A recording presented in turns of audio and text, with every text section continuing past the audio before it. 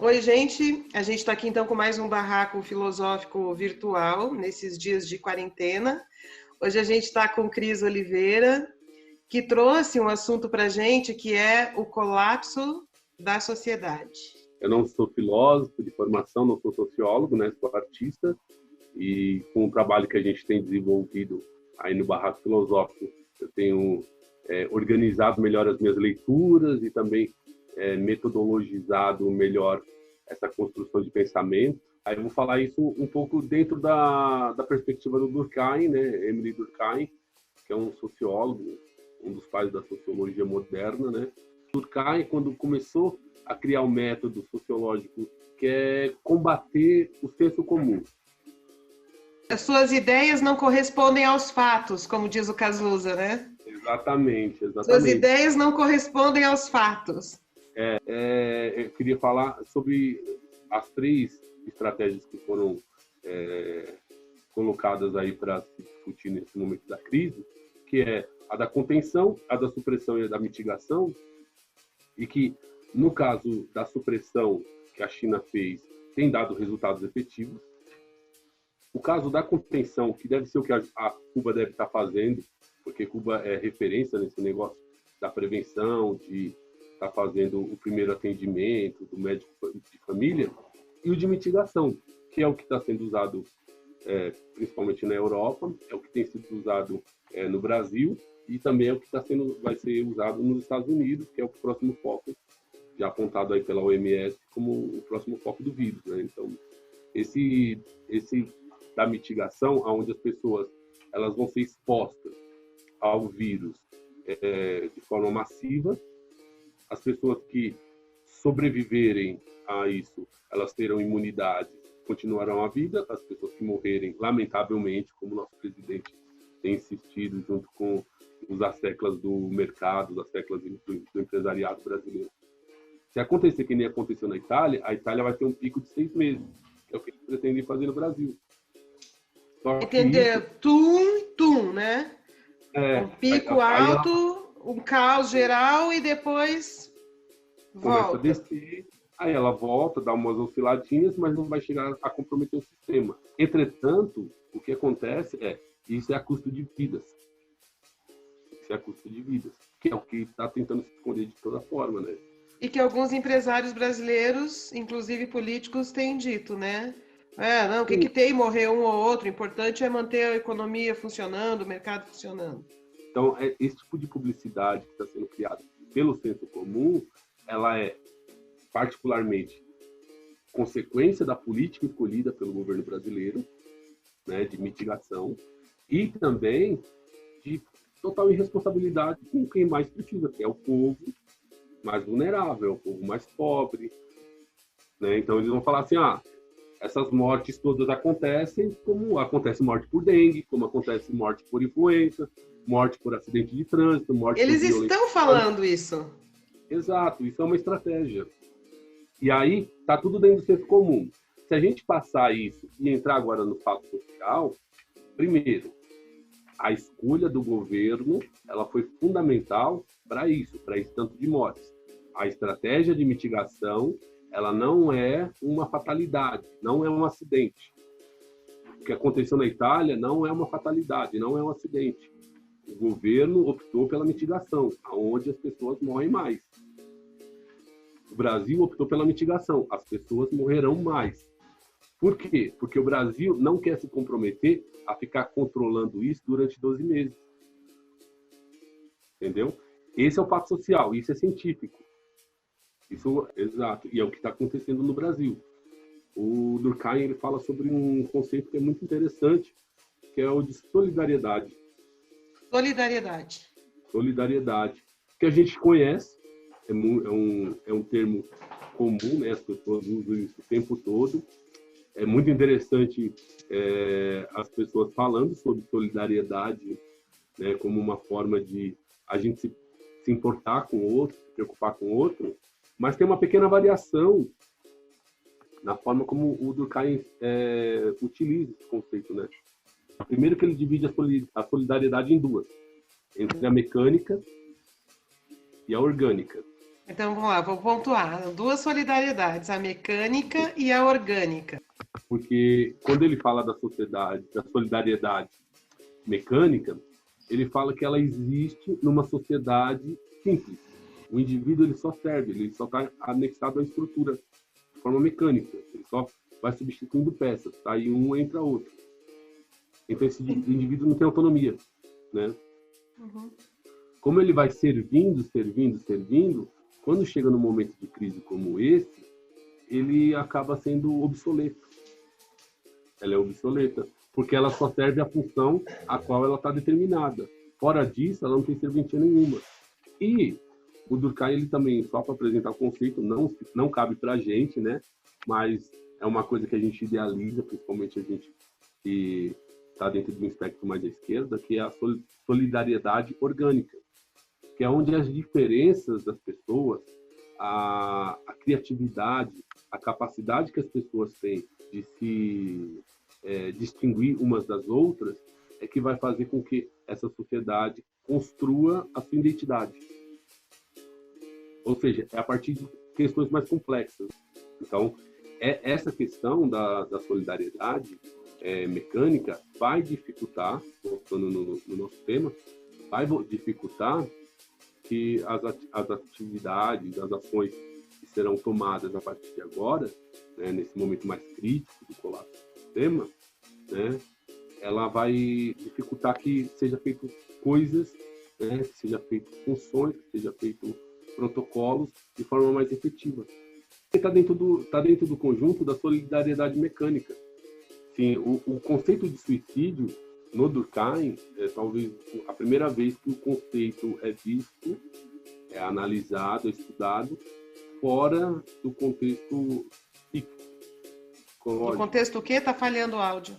Do contexto psicológico, né? Do contexto de ciências médicas. Ele olha o suicídio como um fato social. É um fato social o suicídio por quê? Porque ele sofre influência desses três agentes: o agente coercitivo, o agente exterior e o agente geral. Na mesma medida, ele sofre desses três e aí ele acaba sendo uma resposta, né? Acaba sendo uma devolutiva do indivíduo quando o fato social toma dimensões desproporcionais. Para mim, foi muito interessante chegar nesse ponto, né? Entender a questão do suicídio na previsão que se apresenta para a gente no pós-colapso do sistema de saúde. Por quê? Primeiro, todas as crises, elas seguem uma onda de suicídio muito grande. Então, se você vai ver as crises do capitalismo, a Revolução Industrial, né? A crise de 29, a crise de 2008. Né? Aqui no Brasil, quando o Collor confiscou o dinheiro das pessoas... Exato, também. Né? Muitas pessoas se suicidaram. Exato. Então, tem isso, né? E também as crises originadas de guerras, né? A Primeira Guerra e a Segunda Guerra gerou uma onda de suicídio muito forte. Essas crises institucionais, políticas, né? Então, as várias constituições que a gente teve, de certa forma, criando pequenas guerras, né? Para gerar essas novas constituições, né? Então, tudo isso geraram uma onda de suicídio, né? E essa onda de suicídio, pro Durkheim, ele está relacionado diretamente com o fato social. É quando o fato social estabelecido pelos aqueles 3 pontos se quebra em alguma parte.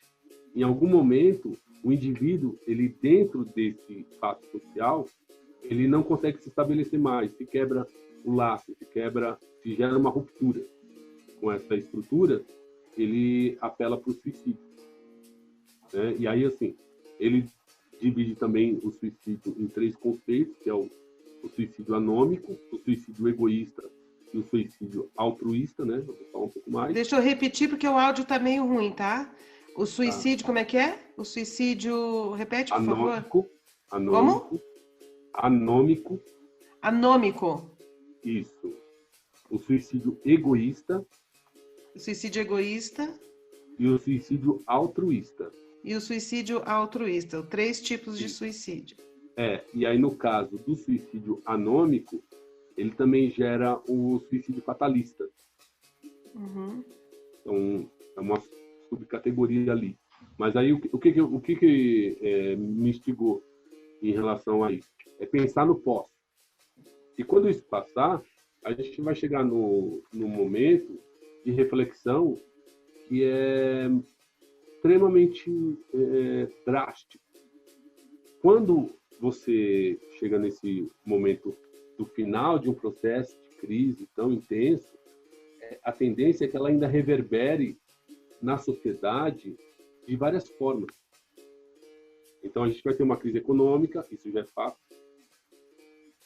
É possível, a partir das práticas do governo atual, que a gente passe por uma crise política, ou seja, o impeachment do Bolsonaro, ele não é algo improvável.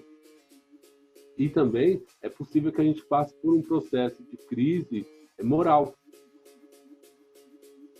De crise moral, de crise ética, de tentar entender por que morreu tantas pessoas e quem foi que matou e por que matou, por que a gente vive nessa vida e tal, essas coisas. Tudo isso gera nas pessoas a motivação para tomar atitudes que são muito radicais.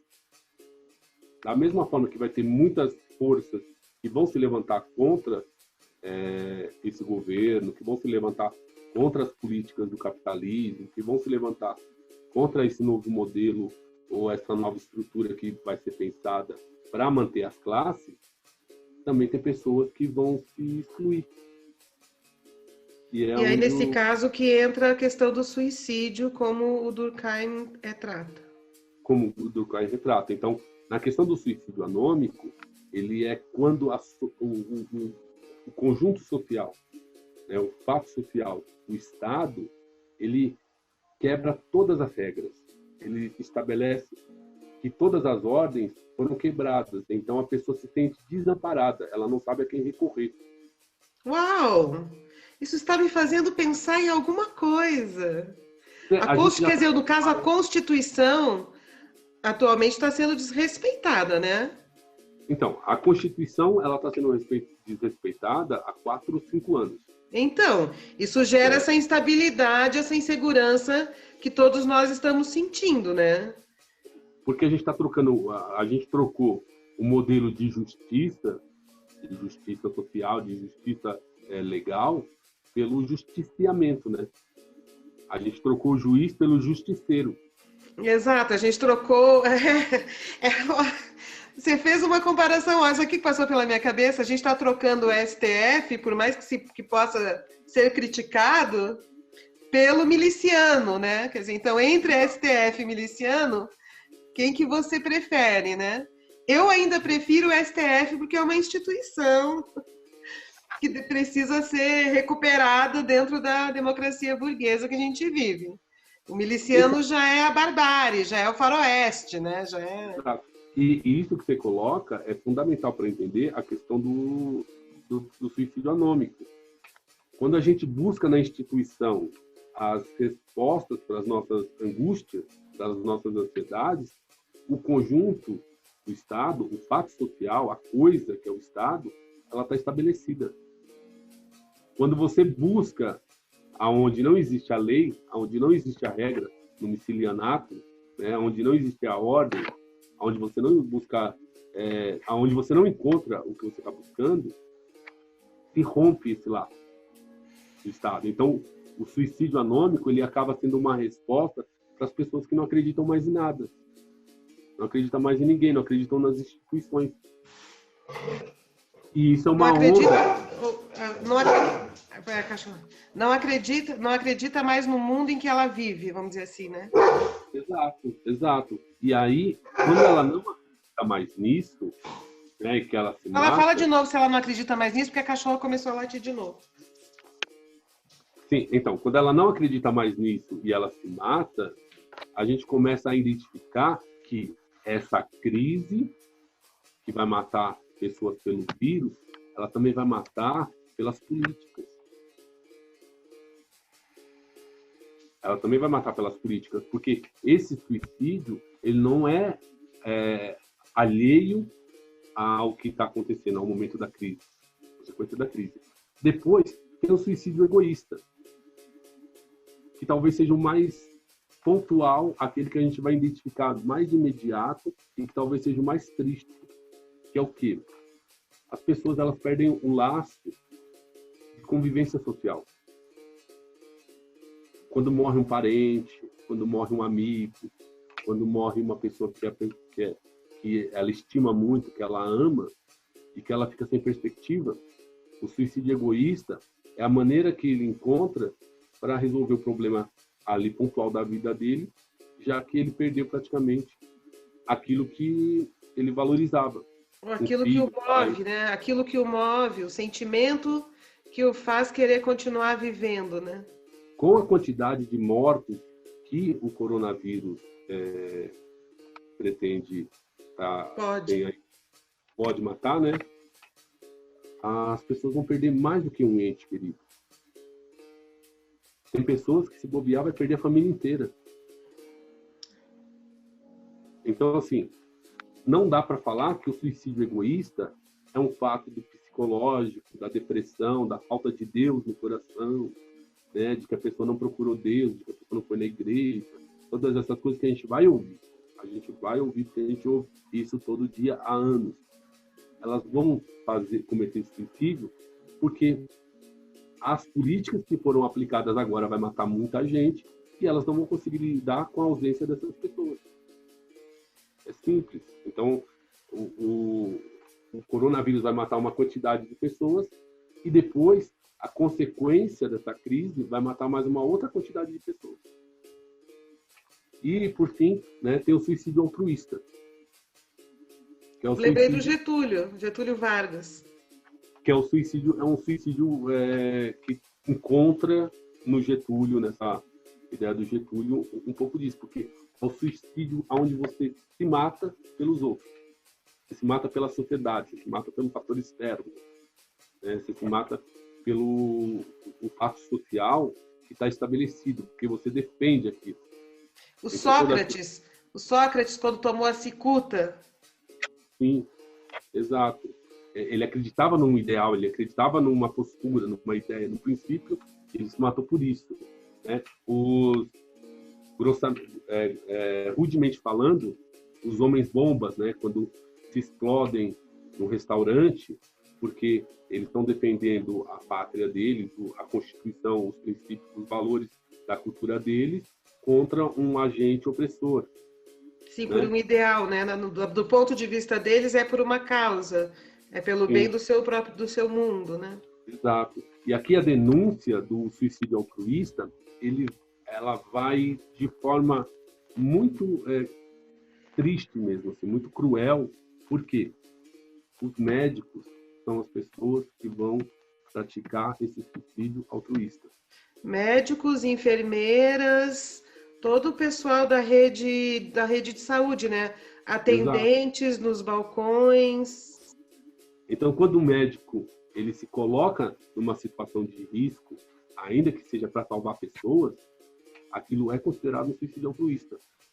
Com certeza, com certeza. Né? Ele está morrendo para salvar a vida de pessoas.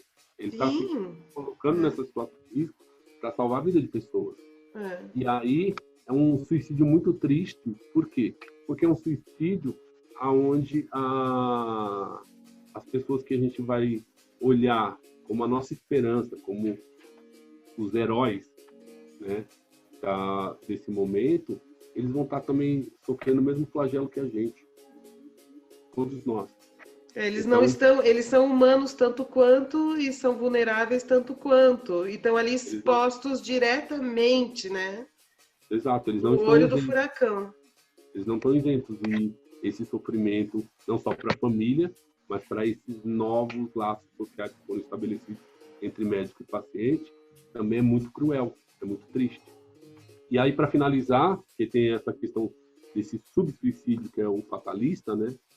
Que ele é meio que o oposto do suicídio anômico. O suicídio anômico e o fatalista, eles são um conjunto só.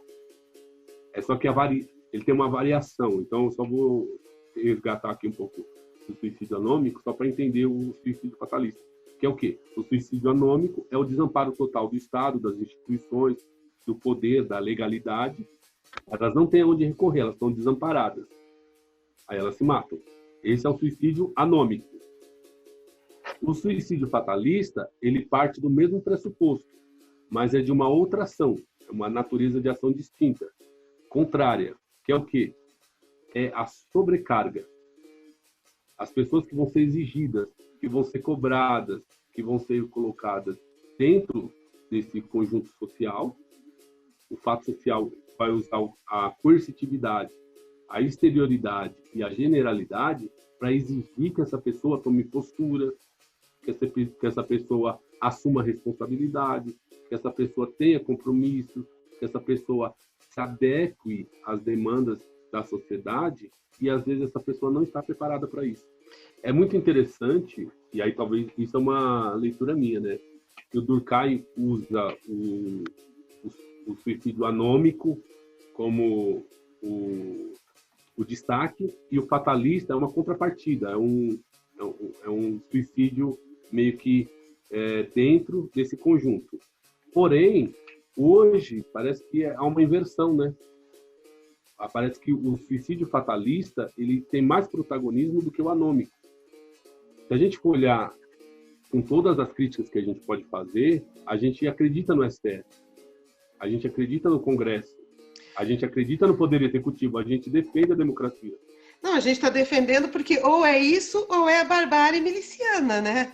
Exato. Então, a gente está meio sem opções, assim, ou você defende as instituições, ou é o caos generalizado, né? Mas a gente olha para o pessoal que saiu no dia 15 de março para protestar contra o STF, contra o Congresso, a gente olha eles como pessoas que estão fora do hospício. Exato. Malucos. Porque a gente acredita que corrigindo o que está errado nessas instituições, elas têm pleno funcionamento e a gente reconhece como legítimo. São representantes da democracia, representando a gente. E a gente não pode se confundir nesse discurso. Porém, hoje, o fatalismo, né, o suicídio fatalista, ele tem mais protagonismo por quê? Porque ele está relacionado com a culpabilização. A sobrecarga é pela culpa. Então, quando as pessoas falam assim, a mulher foi estuprada porque estava com a roupa curta. O cara, ele roubou porque ele tem falta de caráter. O fulano de tal cometeu tal coisa porque ele não tem responsabilidade com a família. Né? Ele bebe todo o salário dele porque ele não tem responsabilidade com a família. É uma cobrança, é uma culpabilização rasa, estéril, né, sobre as pessoas, ou seja, não tem profundidade nenhuma, e que às vezes as pessoas estão passando por processos muito mais complexos do que esses apontamentos. E esses apontamentos estão voltando lá no início, está dentro do senso comum. A gente acredita que o bêbado é X, que o drogado é Y, que o ladrão é Z, que a mulher que usa mini saia é D. A gente chega nesses consensos e a gente não consegue olhar para fora disso. E essa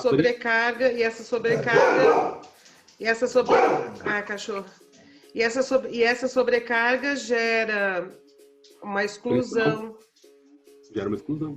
Sobrecarga de culpa, sobrecarga de responsabilidade. Só para concluir, é isso. O suicídio que vai ocorrer nesse pós-colapso do sistema de saúde, com tanto de mortes que estão sendo previstas, né, ele também tem que entrar na conta da crise, do gerenciamento da crise, da forma como a crise está sendo levada pelo sistema político, pelo sistema financeiro, pelo sistema capitalista no geral. A gente não pode deixar a narrativa de dissociar essa crise mundial, o vírus não. A parte sanitária, a parte médica do vírus, ele é à parte. A gente discute dentro da ciência médica. Mas a política que é aplicada para combater o vírus, ela não pode ser dissociada desses fatores. A gente não pode deixar que as pessoas olhem uma parte pelo todo. A gente tem que denunciar que o todo ele precisa ser visto o tempo inteiro. E esses suicídios, eles são consequências da crise. Aí volta de novo o início do teu vídeo, que foi a questão da parte e o todo, e o poema da parte e todo. Exato. Ô, Cris, pra gente não terminar o vídeo assim tão triste,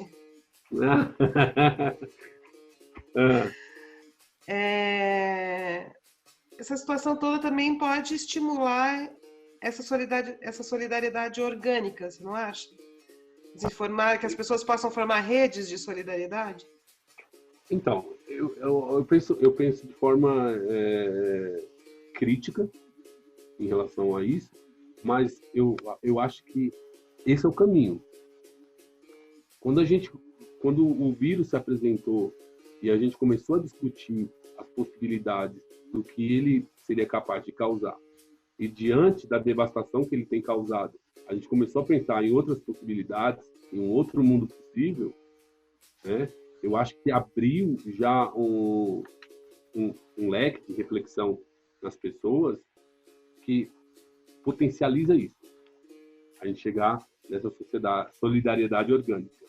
Falo isso dentro de uma perspectiva utópica e de interesse pessoal. Se a gente for olhar para a gripe espanhola, que aconteceu há exatamente 100 anos atrás, e que teve um processo semelhante, o mundo continua a mesma coisa. A minha avó viveu a gripe espanhola. Pois é. Quando ela era jovem. Toda a família teve. A mãe, elas eram vários irmãos, zona rural, né, gaúcha. Todos os filhos tiveram, a dezena de filhos teve. E a mãe de todos eles só teve depois que todos os filhos tinham sido curados. Aí ela caiu gripada. E nenhum deles morreu. Eu tô falando uma coisa boa, tá vendo? Nenhum deles morreu. Então, eu tô sendo otimista. Falando no âmbito político, né, a Primeira Guerra Mundial e a gripe espanhola, elas culminaram com a Revolução Russa. Aí. A Revolução Russa, querendo ou não, ela foi uma quebra do paradigma capitalista para uma nova forma, um novo modelo de pensar a sociedade. O que será que virá então, né? Depois do caos do coronavírus. Exato. Aí é difícil a gente prever, porque hoje, diferentemente daquela época que existia meia dúzia de teses, hoje existe 1 milhão de teses que pode substituir o capitalismo, inclusive dentro do próprio capitalismo. Porém, o que eu penso, e aí respondendo de forma mais precisa, é um momento de informação, um momento de capacidade de reter essa informação, de transformar essa informação em conhecimento das pessoas, é muito maior do que há 100 anos atrás. A capacidade que a informação corre, que a comunicação gerou, esse mundo globalizado gerou, ele é muito distinto do cenário do pós-gripe espanhola. Então, assim, as pessoas, elas estão sofrendo hoje não pelos mortos no Brasil, elas estão sofrendo pelos mortos na Itália.